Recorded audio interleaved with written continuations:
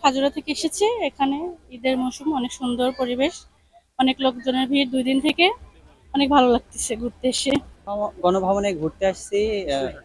নাটোর খুব একটা ঐতিহ্যবাহী জায়গা। এখানে ঈদের মধ্যে প্রায় খুব ভিড় হয়, অনেক পরিচিত মানুষের সাথে দেখা হয়, খুব ভালো লাগে আর কি। আমরা ঘুরতে আসছি উত্তরা গণভবনে।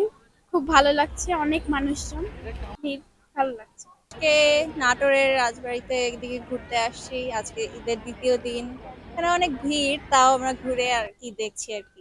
আমার ফ্যামিলির মেম্বার যারা আছে, আমার বাচ্চা, মা, বোন সবাইকে নিয়ে চলে আসছি আমাদের নাটোরের ঐতিহ্য নাটোরের রাজবাড়ি গণভবনে।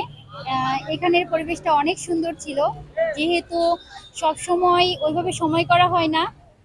তো ঈদের মধ্যে অল্প কিছু সময় পেয়েছি, চিন্তা করলাম ফ্যামিলির সাথে একটু সময় কাটানো যাক, যার কারণে চলে আসলাম আমাদের নাটোরের এখানে। এত সুন্দর একটা স্পেস, ঘোরার মতো, ফ্যামিলি নিয়ে সময় কাটানোর মতো অনেক সুন্দর একটা জায়গা। এখানে আসছি, খুবই ভালো লাগছে।